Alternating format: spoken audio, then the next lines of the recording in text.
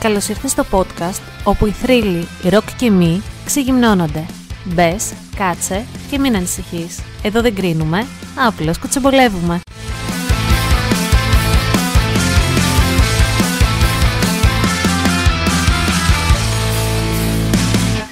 Καλημέρα ή καλησπέρα, γιατί δεν ξέρω τι ώρα ακούτε αυτό το podcast. Είμαι η Αναστασία και καλώς ήρθατε στο πρώτο επεισόδιο του Sex, Lies and Rock and Roll. Και δεν μπορείτε να φανταστείτε πόσο πολύ μου είχε λείψει να ανοίξω το μικρόφωνο, να κάτσω μπροστά από τον υπολογιστή και να σας μιλήσω και να τα πούμε. Όπως ξέρετε, το Common Sense Diary έχει τελειώσει εδώ και περίπου 4-5 μήνες.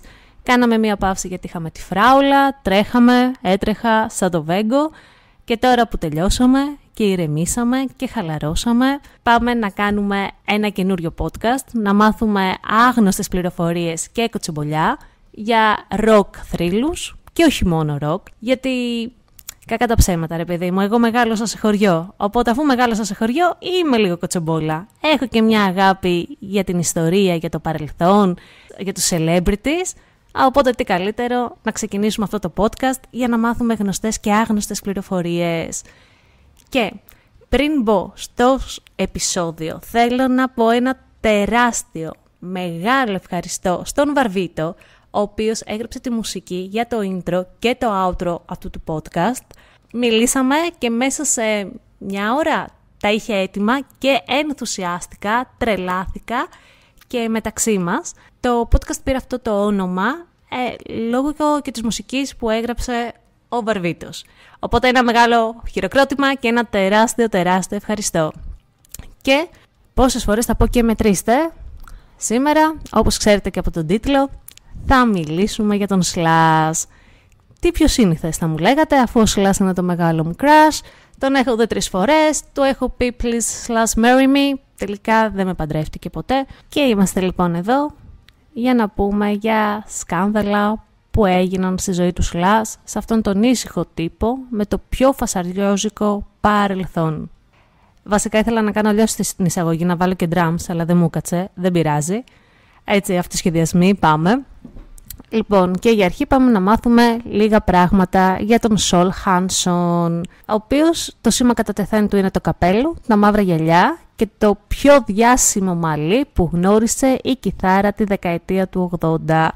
Και διαβάζοντας την αυτοβιογραφία του, έλεγε ότι το έκανε αυτό, έριχνε μπροστά τα μαλλιά του, ώστε να μην βλέπει ο κόσμος από κάτω τις εκφράσεις του και τις αντιδράσεις του, ενώ αυτός μπορούσε να δει τα πάντα.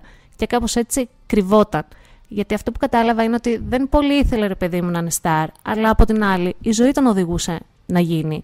Γεννήθηκε το 1965 στο Λονδίνο και ο πατέρας του σχεδίαζε εξώφυλλα για τον Τζόνι Μίτσελ και τον Νίλ Γιάνγκ, ενώ η μαμά του ήταν στιλίστρια και έντυνε μέχρι και τον David Bowie, με τον οποίο David Bowie βγαίναν κιόλας. Ζεβουζέ. Καλά, ο David Bowie έβγαινε με ό,τι κινιόταν, αρσενικό θηλυκό δεν είχε να κάνει.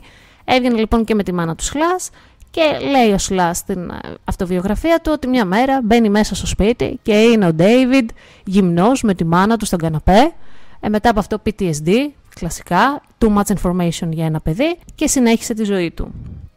Το όνομα Slash του το έδωσε ο ηθοποιός Castle Seymour, ο οποίος, παιδιά, το όνομα μπορεί να μην σας λέει κάτι, αλλά γκουγκλάρετε τον, είναι πολύ γνωστή φάτσα, ο οποίος Slash έκανε παρέα με το γιο του και σύγχναζαν στο σπίτι του και σε όλα αυτά τα μεγάλα πάρτι που κάναν τότε στο Hollywood και ο Slash ήταν πάντα ακίνητος, πήγαινε μία από εδώ, μία από εκεί, οπότε του λέει είσαι πάντα στο τρέξιμο, από κάπου έφυγες, κάπου πας, Slash.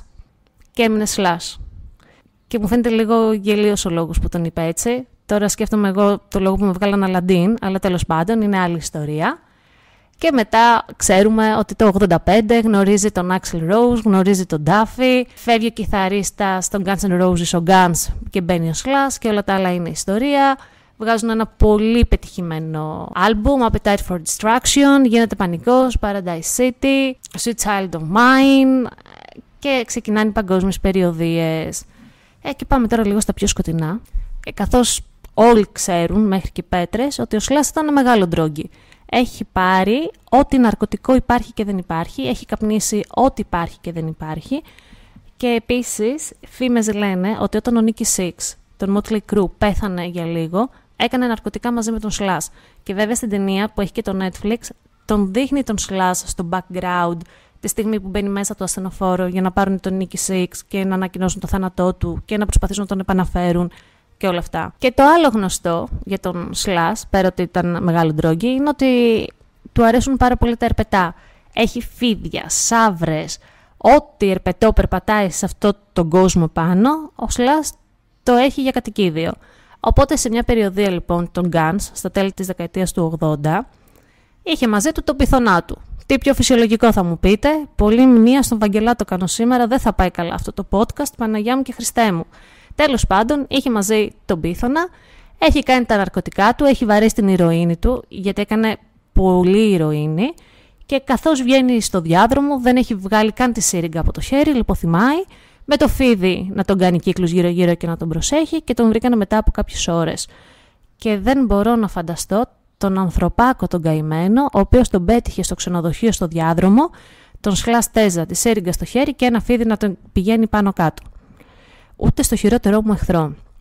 Στην αυτοβιογραφία του, βέβαια, είχε γράψει ότι ήταν από εκείνες τις μέρες που απλά δεν ξύπνησα. Απλά δεν ξύπνησα. Οκ, απλά δεν ξύπνησα. Το φίδι ήταν εκεί για να με προσέχει και προφανώς δεν έκανε πολύ καλή δουλειά. Ενός λεπτού σιγή. Και τώρα πάμε λίγο στα πιο kinky, παύλα sexy σκάνδαλα του Slash, τις δύο αυτές ιστορίες, ο οποίος θέλει να τις βάλει στο mute και δεν έχει αναφερθεί πολύ σε αυτές. Στα 90s το LA δεν κοιμόταν ποτέ. Εκεί γεννιόντουσαν μύθοι και καίγονταν κυριολεκτικά εγκεφαλικά κύτταρα. Και κάπου εκεί ο Slash συναντά την Πάμελα. Την Άντερσον την Πάμελα. Την Πάμελα του Τόμι Λι, του δικού μας του παιδιού, του Έλληνα, που εννοείται θα γίνει σύντομα επεισόδιο. Συναντάει λοιπόν την Πάμελα, αρχίζουν, μιλάνε, φλερτάρουν, ματιές από εδώ, ματιές από εκεί και φεύγουν μαζί. Και κάποιοι βέβαια είπαν ότι δεν έφυγαν μόνο εκείνο το βράδυ μαζί, αλλά για 3-4 εβδομάδες συνέχιζαν και έφευγαν. Εντάξει, καταλάβαμε, Πάμελα, ξέρουμε τι κοιτάς έναν άντρα. Να είναι λίγο ροκάς.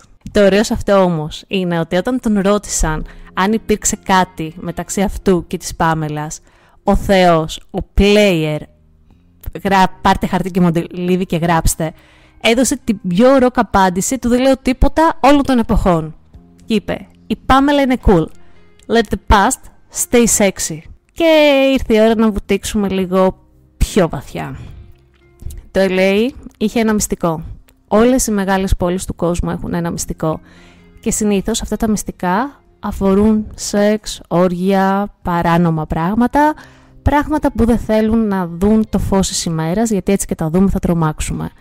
Ένα μέρος λοιπόν χωρίς ταμπέλα, πίσω από κάτι αποθήκες, με βελούδινα κουρτινάκια και πάρα πολύ λιπαντικό, πριν το κάνει ο P. Diddy διάσημο, λειτουργούσε εκείνη την εποχή. Δεν ήταν ένα κλαμπ απλό, ήταν το κλαμπ. Μάζευε όλες τις διασημότητες, όλοι ήταν μέσα και ήταν το απόλυτο underground sex club με μέλη που δεν έλεγαν ποτέ τα ονόματά τους. Όλοι τους ήξεραν, αλλά τα στόματα δεν άνοιγαν. Βέβαια, ένας σεκιουριτάς εκείνης της εποχής είχε πει ότι ο Slash ερχόταν μόνος του, χωρίς φρουρούς, χωρίς γκρούπις, ήξερε που πηγαίνει και ήταν σχεδόν ιερέας του σκοτεινού βωμού. Αυτό τώρα εμένα μου ανατείναξε στο μυαλό και έχει κάνει τη φαντασία μου και τρέχει, καλπάζει. Επίσης, αυτό το κλαμπ, να κάνω εδώ παρένθεση, σύχναζε και ο Λέμι, τον Motorhead. Εντάξει, όλοι εκείνης της συνομοταξίας πηγαίνανε.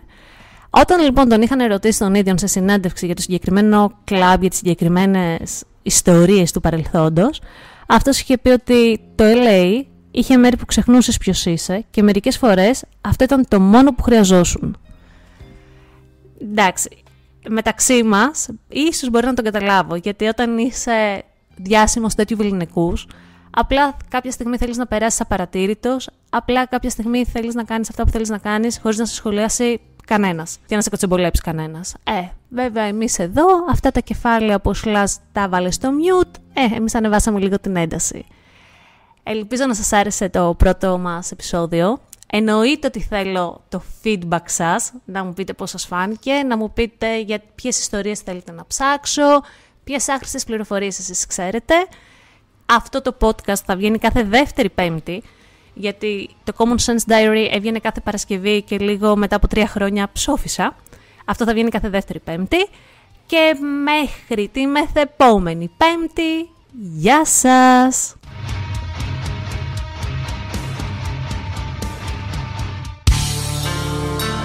Μπορείτε να μας ακούσετε στο Spotify, Amazon και YouTube Music, καθώς και σε όλες τις πλατφόρμες που υποστηρίζουν podcast και να μας ακολουθήσετε στο Instagram sex_lies_rock'n'roll. Stay cool, stay rock. Και αν σας ρωτήσουμε τι ακούγατε, πείτε ένα ντοκιμαντέρ. Τα λέμε στο επόμενο επεισόδιο.